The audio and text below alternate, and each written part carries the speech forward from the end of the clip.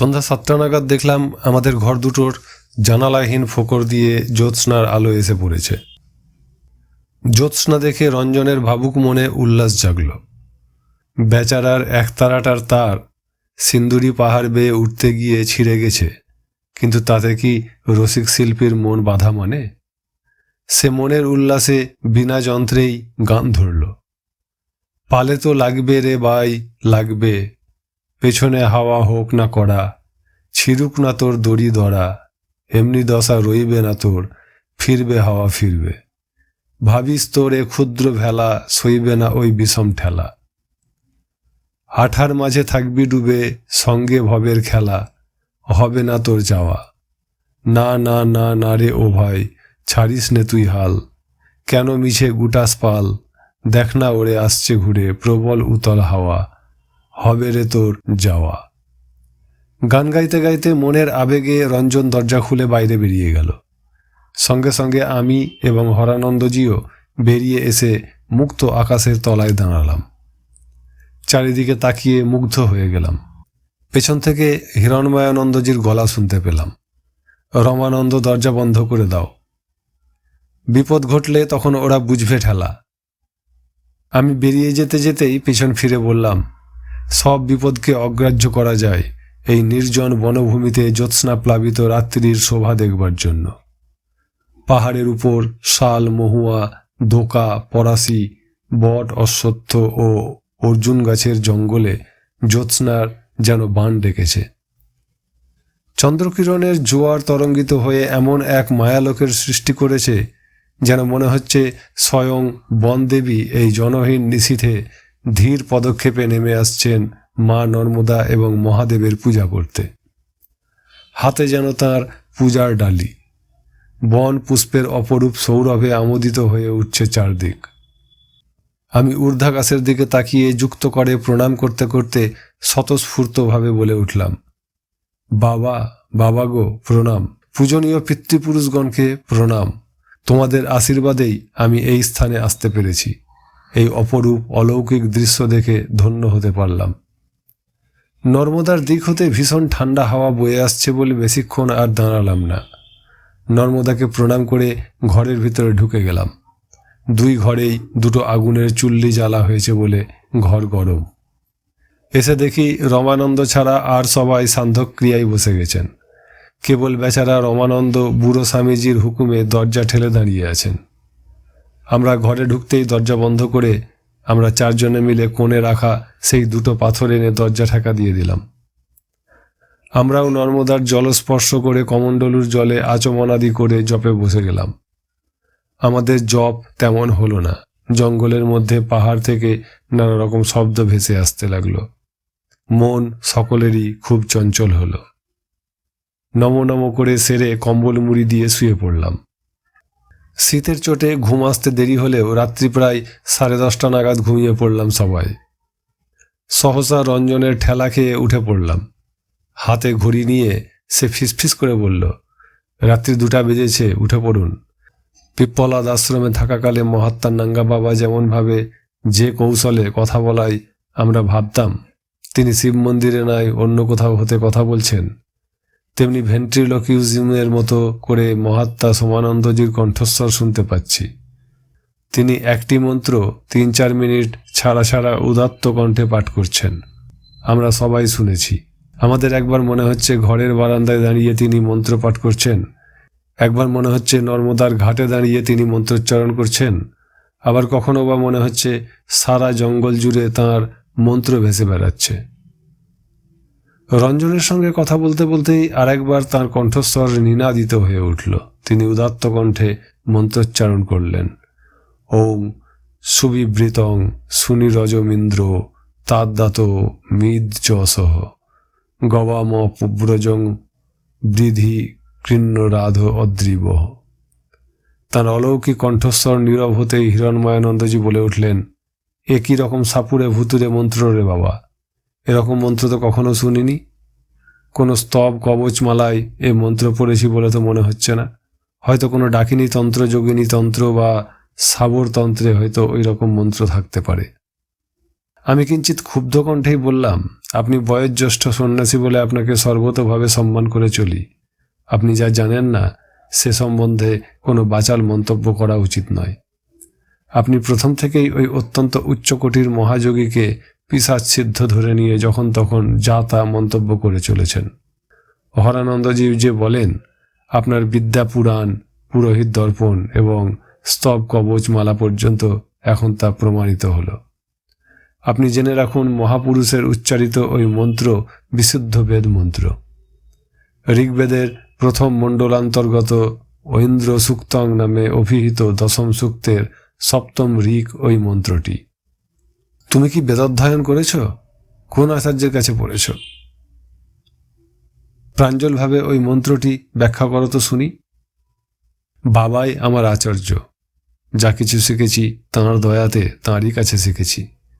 ওই রিং মন্ত্রে সাধারণ অর্থে প্রার্থনা করা হচ্ছে, হে অদ্রিবৎ দৃঢ় ইন্দ্রদেব, অর্থাৎ হে পরমেশ্বর, জীবের কর্মফলভূত যে যশ, অন্ন বা ধনকে অনায়াস লভ্য বলে মনে করি, সে সকলই তাঁর কাছ হতে শোধিত হয়ে আসে, অর্থাৎ তিনিই দান করেন। হে পরম প্রভু, আপনি দয়া করে সনাতন ধর্মের আবাসদ্বার উদ্ঘাটনপূর্বক আমাদের অভীষ্ট ধন দান করুন। এই মন্ত্রের অন্তর্নিহিত অর্থ হল, এই জগতে অবিশ্বাসী হৃদয় সহসা ভগবানের কর্তৃত্ব স্বীকার করতে চায় না। তারা মনে করে নিজের চেষ্টায় দৃঢ় পরিশ্রমে কর্ম করেই তারা ফল লাভ করতে পারবে, ভগবানের ধার ধারার কোনো আবশ্যকতা নেই। এইরকম সংশয়ান্বিত চিত্তকে প্রকৃতিস্থ করার উদ্দেশ্যে এই মন্ত্রের অবতারণা। মন্ত্র সন্দিগ্ধ চিত্ত ব্যক্তিকে স্মরণ করিয়ে দিচ্ছে, তোমার সকল কর্ম আন্তরিক চেষ্টা সত্ত্বেও সুফলপ্রসূ হয় না কেন।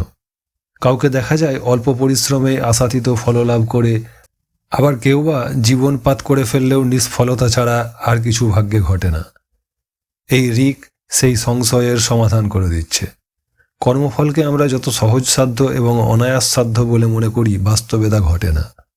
কর্মফলকে যত সুখলভ্য মনে করি, তাদৃশ তা সুলভ নয়। বস্তুত সকল কর্মফলই ভগবানের দ্বারা নিয়ন্ত্রিত হয়। তিনি সকলের সকল কর্মকে বিচার করে ফলদান করেন। তাদা তৎ ইত শব্দের ব্যুৎপত্তিগত অর্থ তাদা তৎ ইত, অর্থাৎ তয়া শোধিতং চ সম্পন্ন মেবেতি। এক কথায়, মানুষের কর্মফল শ্রী ভগবানেরই মুঠোর মধ্যে, ফলাফল সম্পূর্ণত তারই হাতে। যেন তুলাদণ্ডে পরিমাপ করে যে কর্মের যে ফল, তা তিনিই মানুষকে তার সাধনার গুরুত্ব ও আন্তরিকতা বিচার করে বিতরণ করে থাকেন। মন্ত্রোক্ত অদ্রিবহ বিশেষণের সার্থকতা এইখানেই দেখি। ঋকের যশ পদটি এই হিসাবেই সুবিন্যস্ত রয়েছে। মন্ত্রে বলা হয়েছে তিনি অদ্রিবৎ, অর্থাৎ পর্বতের মতো কঠোর। বলা হয়েছে তাঁর হাত দিয়েই মানুষের যশ বা ধন শোধিত হয়ে আসছে। এই কথার মধ্যে একটা নিগূঢ় রহস্যের দ্বার উদ্ঘাটিত হয়েছে। মানুষের সকল কাজের মূলে থাকা চাই সততা, সত্যনিষ্ঠা। অসৎ উপায়ে অর্জিত অর্থের সাহায্যে অনেক সময় মানুষ যশ লাভের ইচ্ছা করে, বড়লোক হওয়ার চেষ্টা করে, ভাবে চৌর্যবৃত্তির দ্বারা, পরস্য অপহরণের দ্বারা, সেই অর্থের দ্বারাই সে নিজের পাপ ধামাচাপা দিতে পারবে, সকল কলঙ্ক মুছে ফেলতে পারবে। এই রকম দুর্নীতি পরায়ণ এবং পাপাচারী যারা, তাদের পক্ষে ভগবান অদ্রিবহ, অর্থাৎ পাষাণবৎ কঠোর হয়ে আছেন। প্রকাশ্যে সৎকর্মের ভান দেখাবে আর গোপনে অপকর্ম করে যাবে। সর্বান্তর্যামী ভগবানের কাছে তা কখনো অপ্রকাশ থাকবে না। তিনি শুধু সর্বান্তর্যামী নন, তিনি সর্বত্র দৃষ্টি সম্পন্ন। তিনি অহর্নিশি সকলের সকল অবস্থা সমভাবে লক্ষ্য করে চলেছেন। ঋকের আর এক অংশ গবাং ব্রজং অপবৃদ্ধি। এই মন্ত্রাংশের সায়নাচার্য প্রভৃতি বেদ ভাষ্যকাররা অর্থ করেছেন, তিনি গো গৃহের দ্বার উদ্ঘাটন করে দেন এবং গবাদি দান করেন। আমার বাবা কিন্তু গো শব্দে এখানে গো জাতি রূপ অর্থ সঙ্গত মনে করতেন না। তাঁর মতে গবাং ব্রজং শব্দদ্বয়ের অর্থ সদ্ধর্মের আশ্রয়স্থল, জ্ঞানের আশ্রয়স্থল। বৈদিক নিরুক্তানুসারে গো শব্দে জ্যোতিহি বা কিরণ, তা মেঘে বা অজ্ঞানতার অন্ধকারে ভেদ করে আলোকরশ্মি বিকিরণই হল অপবৃদ্ধি বা দ্বার উদ্ঘাটন ক্রিয়া। মানুষের হৃদয়ে সতই জ্ঞানরশ্মি সঞ্চিত থাকে, কিন্তু অজ্ঞান আঁধারে তা আবৃত থাকে। তপস্যার দ্বারা ভগবানের করুণা লাভে সমর্থ হলে তিনি সেই অজ্ঞান অন্ধকার ছিন্ন ভিন্ন করে জ্ঞানের জ্যোতি বিকীর্ণ করতে থাকেন। তার ফলে জ্যোতির সমুদ্রে জ্যোতির কণা মিশে যায়। এখানে রূপকে এই ভাবটি ব্যক্ত হয়েছে। ঋকে যে ধনের প্রার্থনা আছে, গৃহদ্বার উদ্ঘাটন পূর্বক যে ধন তিনি প্রদান করবেন বলে মনস্থ করেন, সেই ধনের স্বরূপ উপলব্ধি করতে চেষ্টা করলে তা সহজেই বোধগম্য হতে পারে। সেই ধনের নাম ঋক দিয়েছেন রাধ। আরাধনার রূপ ভাবমূলক সিদ্ধার্থক রাধ ঋতু হতে ওই বৈদিক শব্দটি নিষ্পন্ন। কাজেই ভগবত আরাধনা বা সাধনার দ্বারা আমরা যে ধন প্রাপ্ত হই, এ ধন সেই ধন, গবাদি পশু ধন কদাপি নয়। অজ্ঞান আধার উদ্ভিন্ন করে অন্তরে যখন জ্ঞান রশ্মি প্রবেশ করেন, তখন যোগীধ্যেয় সেই পরম ধনই মানুষ প্রাপ্ত হয়। এই রিং মন্ত্রে সেই ধনের প্রার্থনায় মূর্ত হয়ে উঠেছে দেখতে পাচ্ছি। আমার এই ব্যাখ্যা যখন শেষ হলো, তখন সকাল 5টা বাজতে 20 মিনিট বাকি। হিরণময়ানন্দজি সহ সকল সন্ন্যাসী বেদমন্ত্রের ব্যাখ্যা শুনছিলেন। প্রবল ঠান্ডা বাতাস জানালার ফোকর দিয়ে ঢুকছিল। আগুন কমে আসছে দেখে দুঘরের দুটো চুল্লিতেই আরও কাঠ চাপিয়ে আমরা কম্বল মুড়ি দিয়ে শুয়ে পড়লাম। আমাদের যখন ঘুম ভাঙল তখন বেলা 10টা বাজতে যায়। দরজা খুলে বাইরে বেরিয়ে দেখি চারিদিকে রোদ উঠে গেছে। আমরা প্রাতকৃত্য সেরে নর্মদাতে গেলাম স্নান করতে। মনে মনে ভাবছি, এতকাল নর্মদার তটে পরিক্রমা করছি, আজকের মতো এত বেলা পর্যন্ত আর কোথাও ঘুমাইনি। মহাপুরুষের কথায় আমরা একরকম বাক্যবন্দী হয়ে পড়েছি। আর কি করা যাবে, ভগবানের যা ইচ্ছা তাই ঘটুক। ভাগ্যে যাই ঘটুক, মহাত্মা সোমানন্দের বাক্য মান্য করতেই হবে। সকলেই এক হাঁটু জলে নেমে স্নান, পিতৃপুরুষের তর্পণ এবং সূর্যার্ঘ্য প্রদানাদি কাজ সারলাম। সকলেই এই শব্দটা ব্যবহার করলাম বটে, কিন্তু বোধহয় আমি এবং রঞ্জনী পিতৃপুরুষের তর্পণ করলাম। দণ্ডী সন্ন্যাসীরা প্রায় সকলেই সূর্যার্ঘ্য দিয়ে জপ পূজাদি সারলেন। মানসিক জপ, মানসিক পূজা। আমরা 11:30 নাগাদ ঠান্ডায় হি হি করে কাঁপতে কাঁপতে আমাদের আবাস স্থলে ফিরে এলাম। চারিদিক পাহাড় ও জঙ্গল দিয়ে ঘেরা হলেও সূর্য অনেকখানি উপরে উঠে যাওয়ায় ডহরেশ্বর মন্দির প্রাঙ্গণে যথেষ্ট রোদ এসে পড়েছে। ভিজা ল্যাঙ্গট, গামছা প্রভৃতি রোদে শুকোতে দিয়ে জামা চাদর গায়ে দিয়ে আমরা রোদে বসলাম এক একটা পাথরের উপর। হরানন্দজি স্বভাবতই খুব রসিক লোক। তিনি যে পাথরটার উপরে বসে হিরণময়ানন্দজি রুদ্রাক্ষের মালা জপ করেছিলেন, সেই পাথরের চারধারে নমনারায়ণায় বলতে বলতে প্রদক্ষিণ করে বলতে লাগলেন, প্রভু, আশা করি মহাত্মা সোমানন্দজি যে কোনো পিশাচসিদ্ধ নন। তাঁর মুখে বেদমন্ত্র শুনে সে ভ্রম আপনার ঘুচেছে।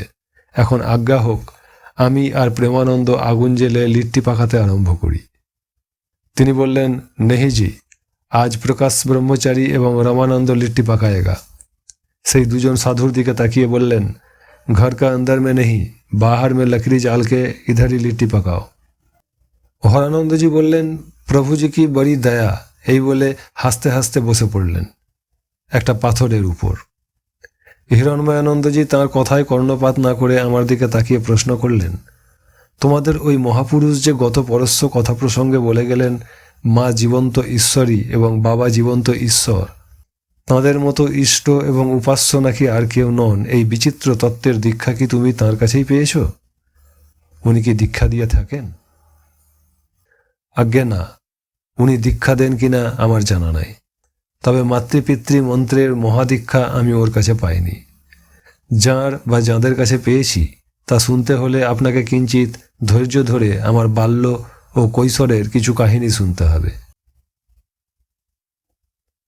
আমার বাবা শিশুকালেই মাতৃহারা হয়েছিলেন। তাঁকে মায়ের অধিক যত্নে প্রতিপালন করেছিলেন তাঁর এক বাল বিধবা পিসিমা। আমরা ভাই বোনেরা তাঁকে ঠাকুমা বলে ডাকতাম।